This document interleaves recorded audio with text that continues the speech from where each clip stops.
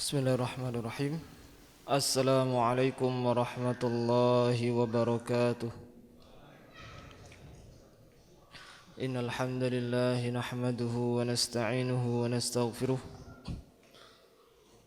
wa na'udzu billahi min shururi anfusina wa min sayyiati a'malina. May yahdihillahu fala mudilla lahu wa may yudlilhu fala hadiya lahu. أشهد أن لا إله إلا الله وحده لا شريك له وأشهد أن محمدا عبده ورسوله. قال الله تعالى في القرآن العظيم: يا أيها الذين آمنوا اتقوا الله حق تقاته ولا تموتن إلا وأنتم مسلمون. فإن أصدق الحديث كتاب الله وخير الهدى هدى محمد صلى الله عليه وسلم وشر الأمور محدثاتها فإن كل محدثات ضلالة وكل ضلالة في النار. أما بعد.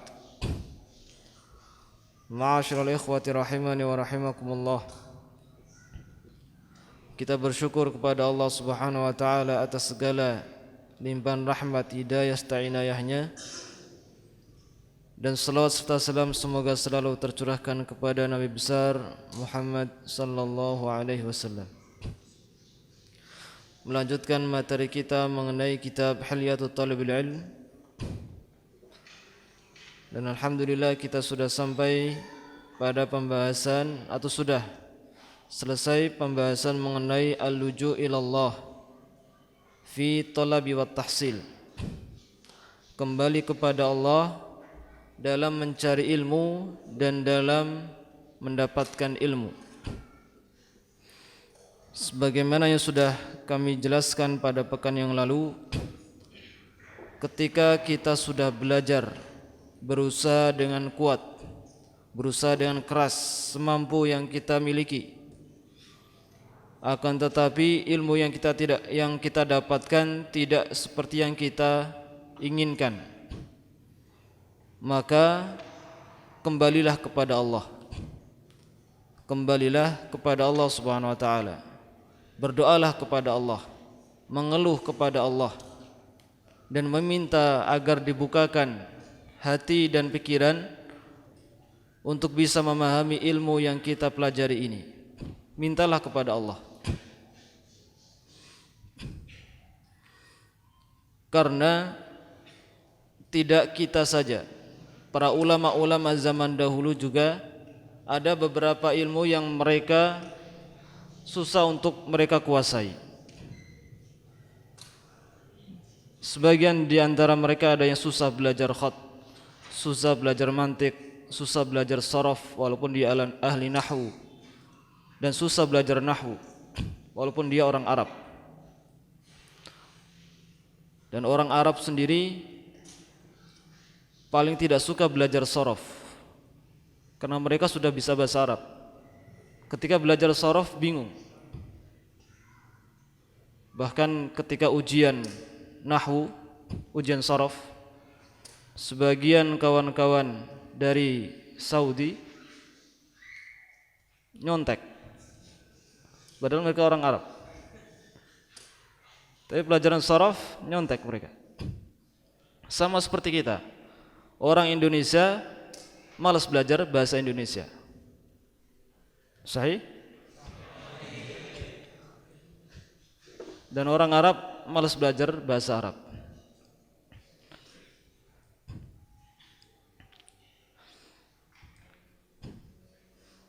Itu sebagian ulama. Mereka sebagian ulama itu mereka dipersulit. Sulit bagi mereka mempelajari suatu ilmu. Akan tetapi hal itu tidak membuat mereka putus asa.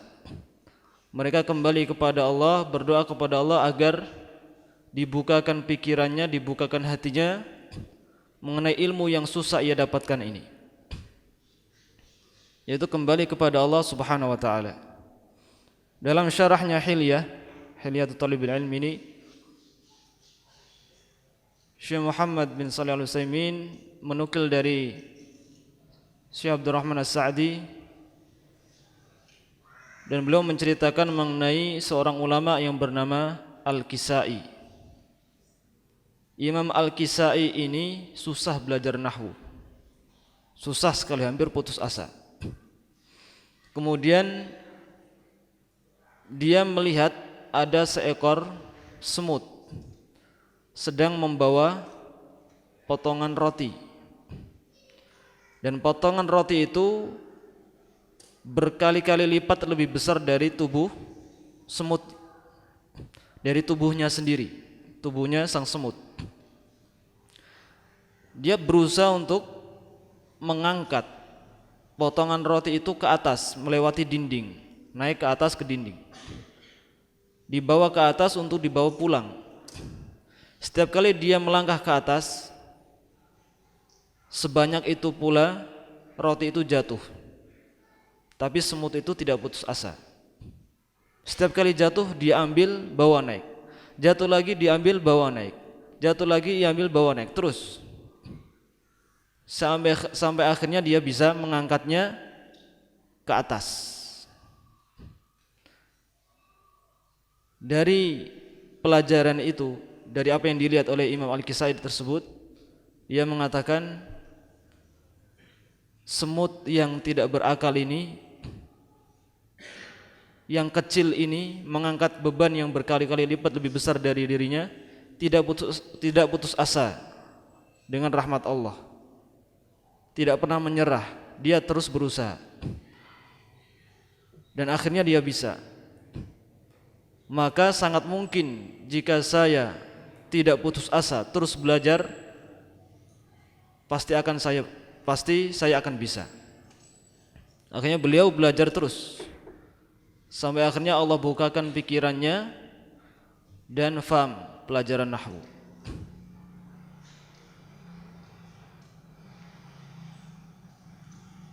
Dan juga mungkin Ustadz kisahkan diri Ustadz juga. Ustadz belajar mengenal pelajaran nahwu ketika kelas 4 SD. Itu sekolah sore. Mungkin sebagian tempat kurang tahu bagaimana sistem pendidikannya. Dulu saya belajar SD, tapi sorenya juga belajar, khusus agama. Nah, pelajaran sore itu ada pelajaran nahwu. Kalau di sini TPA. Tapi TPA yang sudah ada kelas-kelasnya dari kelas 1 sampai kelas 6. Di situ kita belajar nahwu dan sharaf dan bahasa Arab, tapi tidak paham sama sekali. Tidak paham sama sekali. Kemudian naik ke derajat SMP. SMP ketemu lagi dengan nahwu sharaf. 3 tahun saya belajar, hadir terus, enggak paham. Tapi yang saya ingat rafa, nasab, jar, jazm. Ada munfasil, ada muttasil. Ada dhamir, ada ini, ada itu, mubtada, khobar. Sudah bahasanya sudah kenyang saya istilah-istilah itu. Tapi enggak paham. Sampai akhirnya naik ke marhalah aliyah. Di sana ada ospek, masa orientasi siswa. Kakak kelas menulis sebuah kata bahasa Arab, sebuah jumlah mufidah, satu kalimat. Kemudian minta siswa santri-santri baru ini untuk maju mengi'rab. Dalam hati saya, wah saya tidak bisa ini, susah ini. Saya sudah belajar bertahun-tahun tapi enggak paham. Kebetulan yang ditunjuk saya, kamu maju. Mau enggak mau saya harus maju. Dan pada saat itu, masya Allah, seakan-akan dibukakan oleh Allah. Oh ini fa'il, ini fi'il, ini fa'il, ini maf'ulnya. Setelah itu serasa seakan-akan dibukakan oleh Allah pelajaran nahwu. Oh ternyata seperti ini nahwu itu.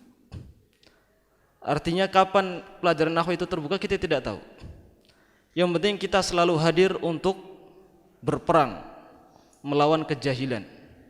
Kejahilan diri kita berperang, kita lawan terus. Sampai kapan? Sampai Allah bukakan pikiran kita.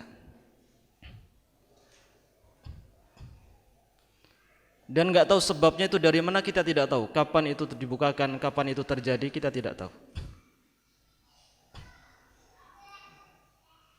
Sebagian ikhwah juga ada yang susah belajar matematika, itu ma'ruf. Ma'ruf belajar matematika, semua orang kadang benci matematika. Termasuk teman-teman saya. Teman-teman saya kalau belajar matematika malas sekali. Dan alhamdulillah ana termasuk yang dimudahkan untuk memahaminya. Dan pada suatu waktu, ini cuma sebagai faidah, bahwasanya dibukakannya ilmu itu kapan terjadi kita tidak tahu. Yang penting kita berusaha belajar dan belajar. Jangan putus asa. Kapan dibukakannya kita tidak mengetahuinya. Bisa jadi karena suatu sebab dibukakan oleh Allah, pelajaran yang kita pelajari dari awal sampai akhir, dari tahun lalu sampai sekarang, kita fahami semuanya. Jadi pada suatu keadaan ketika itu ada guru sedang menyampaikan contoh mengenai rumus ini. Tiba-tiba ada kesalahan. Kemudian ada salah satu siswanya yang membenarkan, "Wahai guru, itu salah. Yang benar itu seperti ini." Kemudian gurunya, "Oh ya benar, ini salah." Teman-teman sekelilingnya langsung terbuka, oh ternyata guru itu juga salah. Artinya matematika itu sesuatu yang bisa jadi orang salah di dalamnya. Tidak, apa yang disampaikan guru tidak mutlak benar. Kadang juga terjadi kesalahan. Intinya apa yang setelah kejadian itu mereka terbuka, pikirannya terbuka dengan ilmu matematika. Gak tahu cara berpikirnya bagaimana, tiba-tiba dia paham matematika dan suka matematika pada waktu itu. Tidak satu dua orang, bahkan 3 orang. Padahal dia sudah tahun ketiga, sudah mau lulus. Jadi selama ini pelajaran matematika dia tidak suka 3 tahun, tahun ketiga dibukakan pikirannya. Itulah ya ikhwan, masalah ilmu, pelajarilah sekuat kita, jangan putus asa. Apalagi ilmu yang bersangkutan dengan ilmu agama. Kumpulkan tekad, kumpulkan niat, dan ikhlaskan niat karena Allah Subhanahu wa taala. Jangan belajar ilmu karena ingin ini, ingin itu, ingin menjadi terkenal, ingin menjadi ustadz, ingin menjadi ini, ingin menjadi itu, dan seterusnya. Ikhlaskan karena Allah Subhanahu wa taala. Kalau sudah ikhlas, maka tunggu hidayah dari Allah. Allah ingin menguji hambanya seberapa kuat, seberapa jujur niatnya dalam belajar. Kalau dia memang benar-benar belajar, dia akan terus belajar sampai kapanpun, menyerahkan seluruh jiwa raganya dan waktunya untuk belajar. Kalau sudah teruji, Allah akan bukakan pikirannya. 3, bersabar. Antum sudah ikhlas, sudah sesuai dengan sunnah Rasulullah, tinggal tunggu hidayah. Dan cara menunggunya bukan dengan diam saja. Cara menunggunya adalah dengan terus belajar dan berdoa. Terus belajar dan berdoa kepada Allah. Rabbi shrah li sadri wa yassir li amri wahlul 'uqdatam min lisani yafqahu qawli. Atau doa yang lain, Allahumma la sahla illa ma ja'altahu sahla wa anta taj'alul hazna idza syi'ta sahla. Atau doa-doa yang lain yang ada sangkut pautnya agar dimudahkan oleh Allah, dibukakan pikirannya.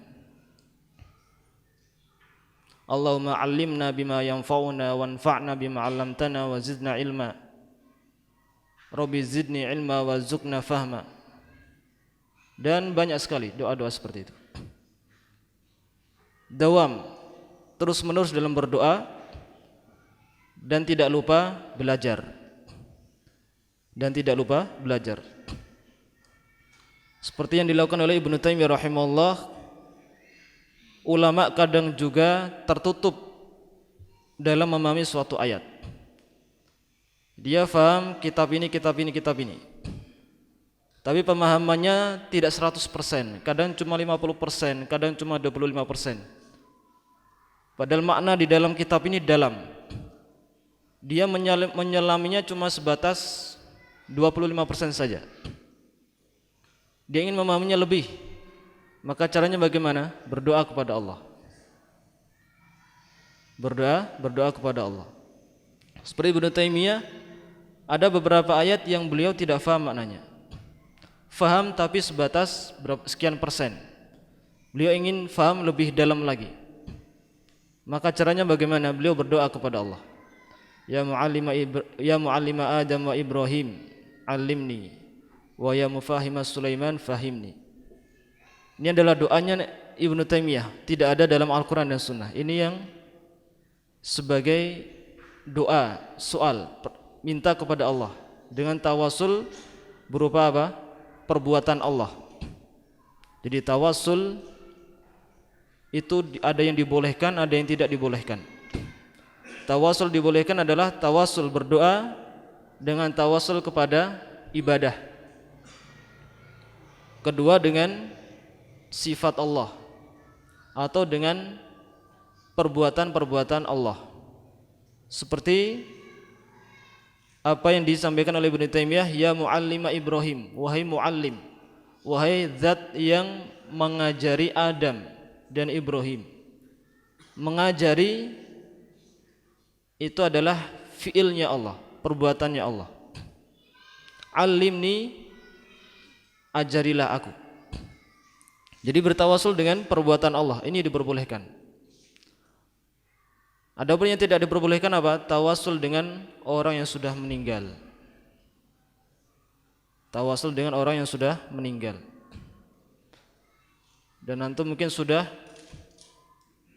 belajar mengenai tauhid, bahwasanya orang zaman dulu, orang-orang musyrikin, yang menjadikan mereka musyrik itu karena mereka doa bertawasul dengan orang-orang, dengan berhala. Bertawasul dengan berhala. Itu sebagian ada yang lebih parah lagi, berdoa kepada berhala dan kepada Allah. Dan lebih parah lagi, berdoa kepada berhala saja, tidak kepada Allah. Jadi yang menjadi penyebab orang-orang musyrik adalah mereka tawasul kepada patung-patung untuk bisa disampaikan kepada Allah. Maka di sini ulama-ulama tauhid memberikan kesimpulan tawasul itu tidak boleh kepada orang yang sudah meninggal. Dan pada zamannya Umar radhiyallahu anhu, ketika terjadi kekeringan, Rasulullah sudah meninggal, Umar minta hujan kepada Allah, tidak bertawasul dengan nabinya karena beliau sudah meninggal. Tapi tawasul kepada apa? Kepada paman nabinya. Ya Allah, dulu kita ketika sedang kekeringan, kita bertawasul denganmu, kita bertawasul kepadamu dengan nabimu, yaitu Rasulullah Muhammad, ketika beliau masih hidup. Nah sekarang beliau sudah meninggal, maka kami bertawasul kepadamu dengan paman nabinya, dengan paman nabimu, yaitu Abbas. Kemudian paman Rasulullah berdoa, turunlah hujan. Artinya apa? Umar walaupun Rasulullah ada di situ di Madinah, Rasulullah masih baru dalam makamnya, tidak bertawasul kepada Rasulullah sallallahu alaihi wasallam, tapi tawasulnya kepada pamannya. Ini menunjukkan bahwasanya Umar faham mengenai tauhid. Jadi yang dibolehkan tawasul adalah tawasul dengan amal ibadah, seperti kisahnya 3 pemuda yang terkurung di dalam gua oleh batu besar. Tawasul dengan amal ibadah. Yang satu beramal ibadah karena berbakti kepada orang tua. Yang kedua amal ibadahnya karena berbuat baik kepada karyawannya. Yang ketiga amal bagusnya, amal solehnya adalah menjauhi zina. Dengan 3 amalan itu mereka bertawasul dan keluar dari gua dengan selamat. Jadi tawasul ada yang boleh, ada yang tidak boleh. Yang boleh adalah tawasul dengan amal ibadah, tawasul dengan sifat-sifat Allah, dan tawasul dengan fiil-fiilnya Allah Subhanahu wa taala. Kemudian kita akan lanjutkan bab yang selanjutnya, perhiasan seorang talibul ilmi dalam kehidupannya ilmiah, dalam kehidupan mencari ilmu, yaitu al-amanatul ilmiyah, amanah dalam menyampaikan ilmu. Jadi istilahnya amanah ilmiah, amanah dalam kategori ilmu. Jadi ada amanah maliyah, amanah dalam menjaga harta. Kali ini amanah dalam ilmu, seputar ilmu. Jadi amanah ilmiah, amanah seputar ilmu. Yajibu ala talabil ilmi fa'iqut tahalli bil amanatil ilmiyah. Wajib ala talabil ilmi, bagi seorang talabil ilmi, fa'iqut tahalli, lebih berhias, bil amanatil ilmiyah, dengan amanah ilmiah, dengan amanah dalam seputar ilmu. Fit talabi, dalam mencari ilmu. Wat tahammuli, dan dalam mengemban ilmu. Wal amali, dan dalam mengamalkan ilmu. Wal balagi, dan dalam menyampaikan ilmu. Wal adai, dan dalam melaksanakan ilmu atau mengajarkan ilmu. Jadi amanah ilmiah yaitu amanah dalam seputar ilmu. Misalkan dalam mencari ilmu, dia amanah. Apa yang ia dapatkan tidak ia tambah-tambahi atau tidak ia kurangi. Jika ia dapatkan bahwasanya salat itu wajib, maka dia mengatakan ketika mengamalkan salat wajib. Atau ketika menyampaikan kepada orang lain salat itu wajib, maka disampaikan kepada orang lain salat itu wajib. Tidak menambah, tidak mengurangi. Misalnya dalam zakat itu sekian. Zakat itu sekian kilo. Dia dapatkan sekian kilo, ketika dia sampaikan kepada masyarakatnya sama, tidak mengurangi, tidak menambahi. Di sini dibilang misalkan untuk kehati-hatian 3,5 kilo zakat fitrah. Ketika dia jadi tokoh ulama, zakat itu 5 kilo. 3 kilonya dikasihkan, sisanya buat saya. Misalkan seperti itu. Jadi tidak amanah ilmiah. Dia tidak menambahi, tidak mengurangi. Apa yang ia dapatkan tidak menambahi, tidak mengurangi. Fa inna falahal ummati fi salahi amaliha. Maka sesungguhnya falahal ummah, kemenangan umat Islam, fi salahi amaliha, dalam kebaikan amal-amalnya. Kemenangan umat Islam itu pusatnya dalam kebaikan amalannya. Intinya adalah amal-amalnya bagus. Itu rahasia kemenangan umat. Amal-amalnya bagus. Wa salahu a'maliha fi sihhati ulumiha. Dan kebagusan amalnya itu disebabkan karena sihah uluminya. Ilmu-ilmunya benar. Kebagusan amalan itu tersimpan di dalam kebenaran ilmunya. Ilmunya sahih, bukan ilmunya dhaif atau ilmunya lemah atau penuh syubhat. Jadi kalau ilmunya sahih, maka akan melahirkan amalan yang benar. Jika amalan benar maka akan melahirkan kemenangan umat. Wasihhatu ulumya fi ay yakuna rijaluha umana fima yarwuna aw yasifuna. Dan kebenaran ilmunya, kesahihan ilmunya, fi an yakuna rijaluha umana, di dalam agar ulama-ulamanya itu amanah, orang-orang yang amanah.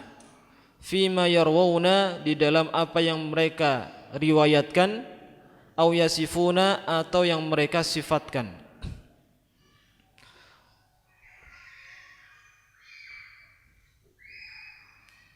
Faman tahaddasa fil ilmi bighairi amanah, maka barang siapa yang berbicara di dalam ilmu tanpa amanah, faqad massal ilma biqurhah, maka dia telah menyentuh ilmu dengan boroknya. Qurhah adalah penyakit di dalam kulit, penyakit kulit yang mengeluarkan nanah. Qurhah. Maka dia telah menyentuh kesucian ilmu dengan penyakitnya yang menjijikkan. Wa wada'a fi sabili falahil ummah, dan dia telah meletakkan di jalannya kemenangan umat hajaru asratin, batu sandungan. Artinya dia meletakkan sesuatu yang bisa menyandung, bisa menghambat kemenangan umat terhadap umat lainnya. Kami ulangi lagi bahwasanya kemenangan umat itu kuncinya di amalannya yang bagus, dan amalannya yang bagus kuncinya di ilmunya yang benar, dan ilmu yang benar itu kuncinya di ulama-ulamanya yang amanah. Ulama-ulama amanah itu maksudnya apa? Dia menyampaikan ilmu sesuai dengan yang Rasulullah sampaikan. Dia menyampaikan ilmu sesuai dengan yang disampaikan oleh umat-umat, oleh ulama-ulama salaf zaman dahulu. Tidak menambahi dari perkataannya atau tidak mengurangi. Jika Allah katakan halal, dia katakan halal. Jika Allah katakan haram, maka dia akan katakan haram. Jadi amanah kalau kita bisa bagi, misalkan amanah dalam menyampaikan kalamullah.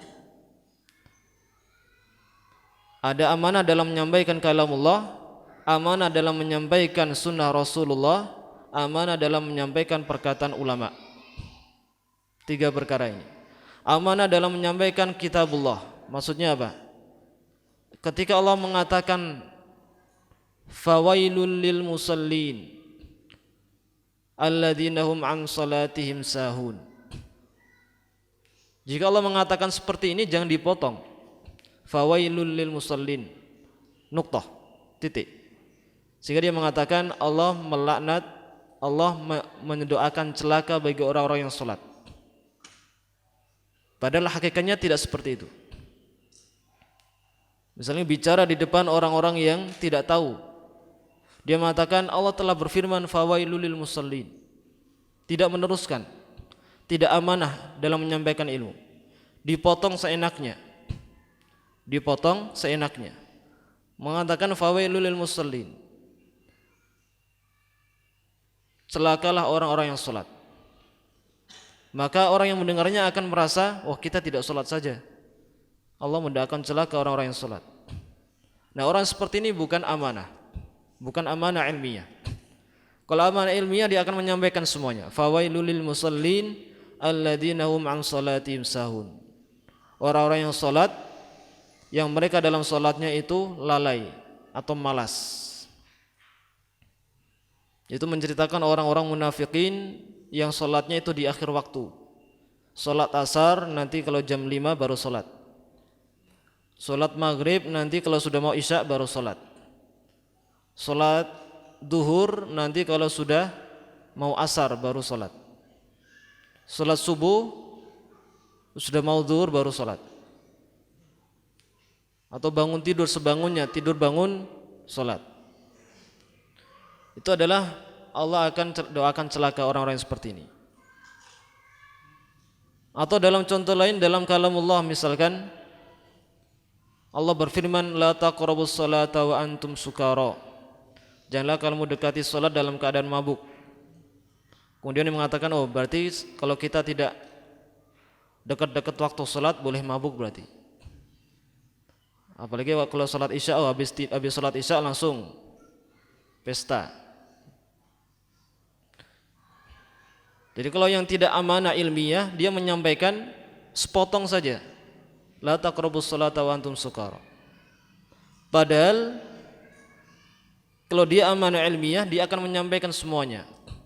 Ini ayat ini turun ketika sebelum diharamkannya khamr. Karena pengharaman khamr itu tadarruj, step by step, sedikit demi sedikit. Pertama diceritakan, disampaikan bahwasanya khamr itu ada manfaatnya, tapi mudaratnya lebih besar. Kemudian turut ayat kedua, jangan sholat dalam keadaan mabuk. Kemudian yang ketiga baru diharamkan. Innamal khamru wal maisir wal ansabu wal azlamu rijsun min amali syaitan fajtanibuh. Ijtanibuh, jauhilah. Berarti sudah haram. Jadi harus menyampaikan secara sempurna, jangan sepotong-sepotong. Jangan ambil sepotong yang sesuai dengan keinginan kita. Itulah yang disebut amanah ilmiah. Seorang talibul ilmi harus memiliki sifat amanah ilmiah. Jangan sampaikan sepotong-sepotong. Itu contohnya dalam Al-Quran. Contoh juga dalam As-Sunnah. Misalkan, kuntu nahitukum an ziyaratil qabr ala fazuruha fa innahu yudzakirul maut. Saya dulu mengharamkan kalian untuk ziarah kubur, sekarang ziarahlah, karena di dalamnya ada mengingatkan terhadap kematian. Kemudian dia potong, kuntu nahitukum an ziyaratil kubur, titik. Ziarah kubur dilarang, haram. Kenapa? Rasulullah mengatakan ini, kuntu nahitukum an ziyaratil kubur. Padahal kalau di amanah ilmiah dia sampaikan semuanya. Ala fazuruha. Kan benar Rasulullah mengatakan itu dulu Rasulullah haramkan, Rasulullah larang, tapi sekarang dibolehkan. Boleh, bukan wajib. Dibolehkan saja. Dengan alasan apa? Fa innahu yudzakirul maut. Hal itu bisa mengingatkan terhadap kematian. Selama bisa mengingatkan kematian, boleh kita ziarah kubur.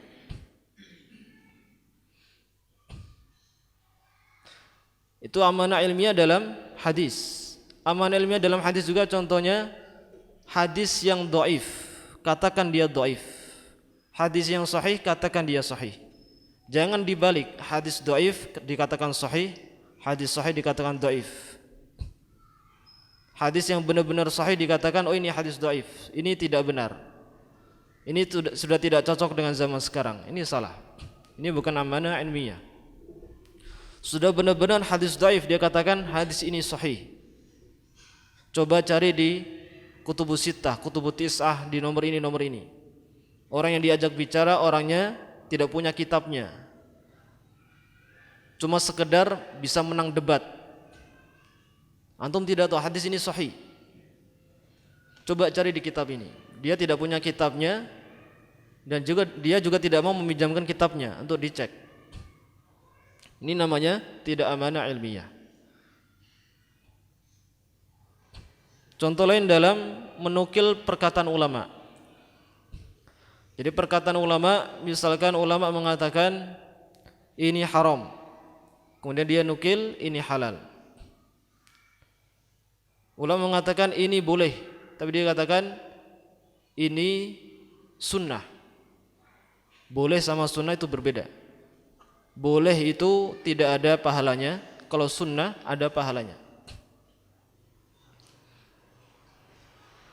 Jadi tidak amanah ilmiah. Menukil, misalkan ngambil perkataan ulama, dari perkataan ulama ini lengkap, tapi oleh dia dipotong, diambil yang sesuai dengan pendapat dirinya, maka dia tidak amanah ilmiah.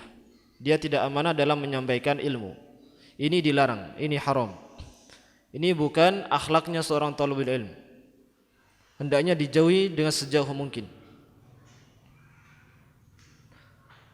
Karena sebagaimana yang disampaikan di sini, bahwasanya kemenangan umat itu kuncinya di amalannya yang benar.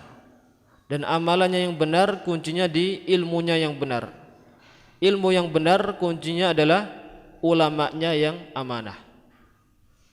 Karena ada sebagian ulama yang tidak amanah, mengatakan saya berdasarkan hadis yang sahih, akidah saya dasarkan atas hadis yang sahih. Akan tetapi di dalam prakteknya akidahnya penuh dengan hadis-hadis yang dhaif. Karena dia tidak amanah. Ini menunjukkan ketidakamanan dalam ilmu.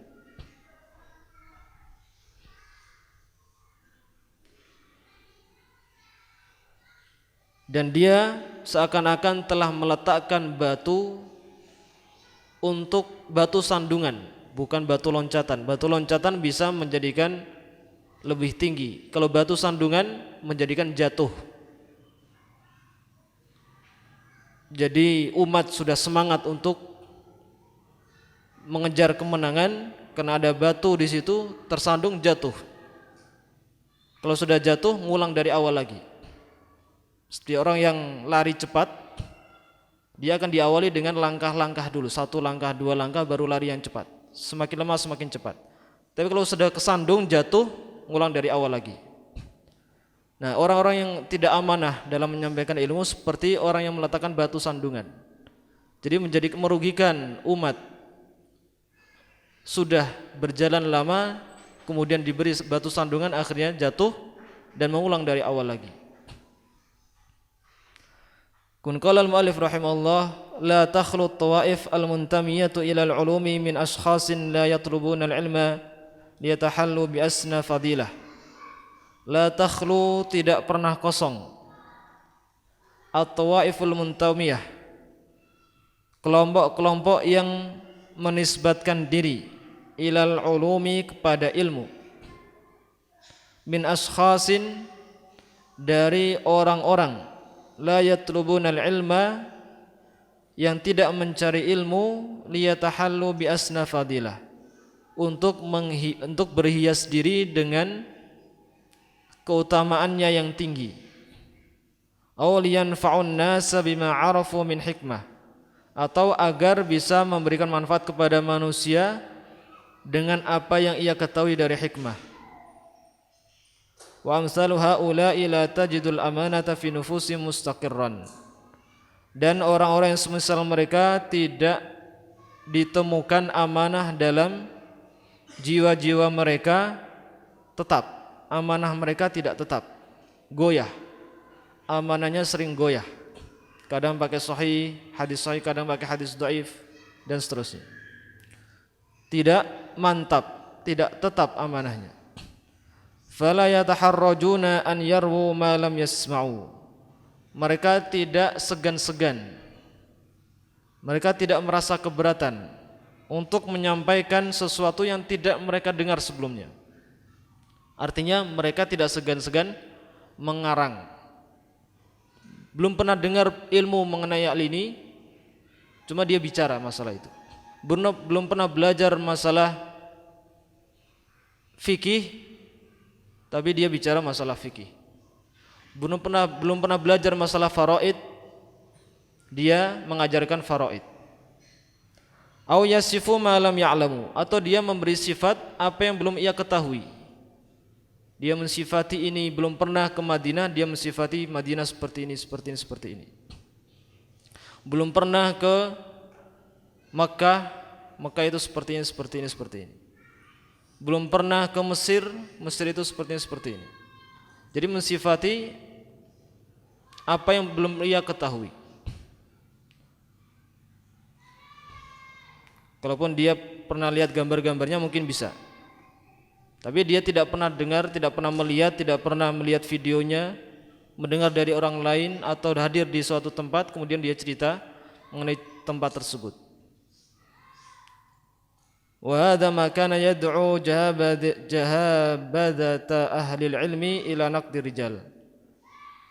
Hadza, dan inilah maka yadu, apa yang memanggil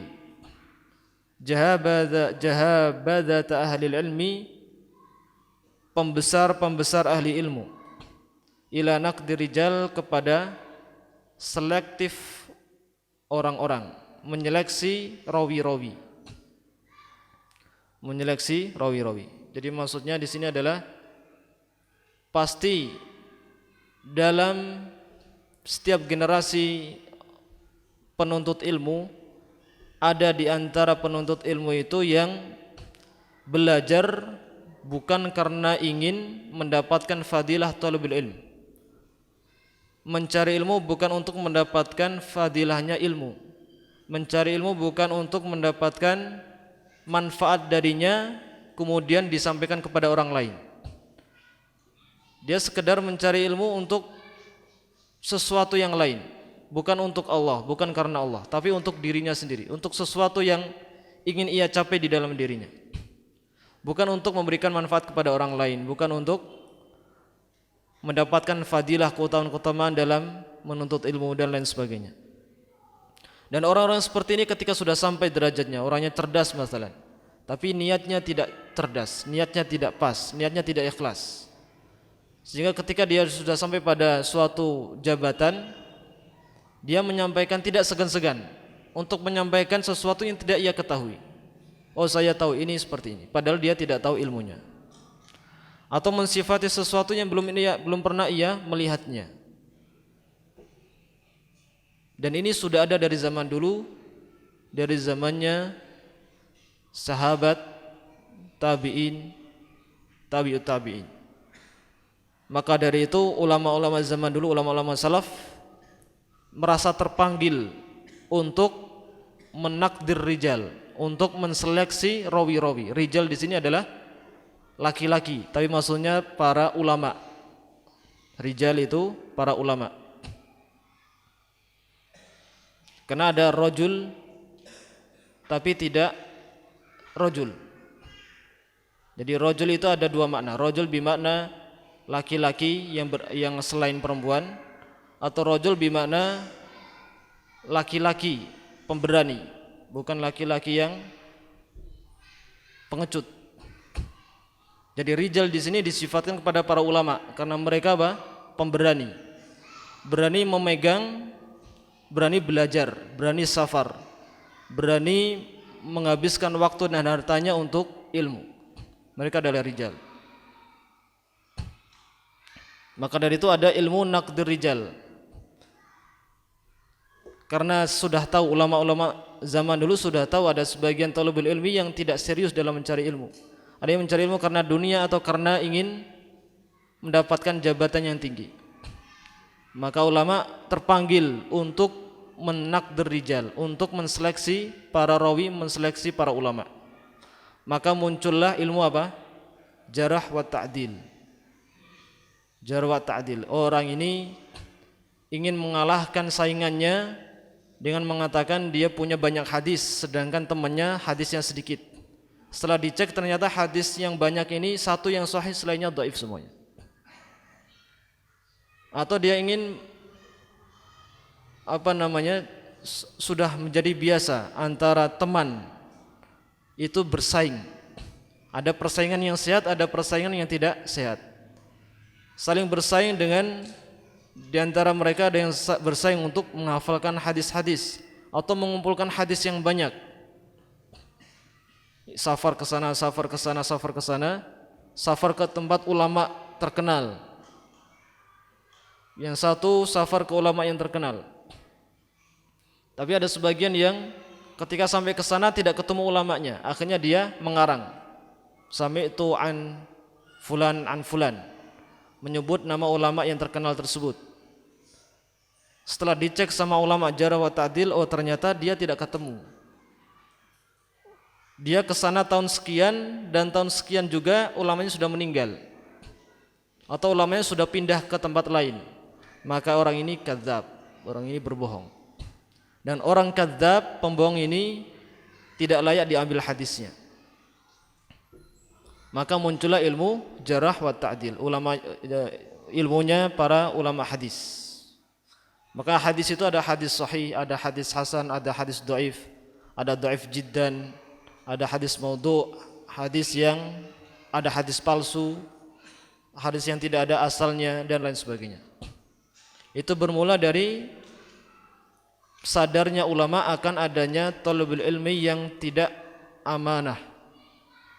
Adanya talabul ilmi yang tidak amanah, menyampaikan ilmu yang tidak ia kuasai, atau menyampaikan ilmu yang tidak ia ketahui, menyampaikan ilmu sembarangan dan lain sebagainya. Itu ikhwah mengenai amanah ilmiah. Pelajaran yang bisa kita ambil dari amanah ilmiah di sini adalah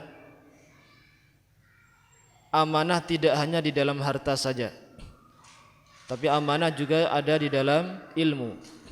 Sampaikanlah ilmu apa adanya. Sampaikanlah ilmu apa adanya. Jika itu menyelisih pendapatmu, maka terimalah. Jika itu menyelisih mazhabmu, maka terimalah, karena itu adalah ilmu. Jangan engkau potong-potong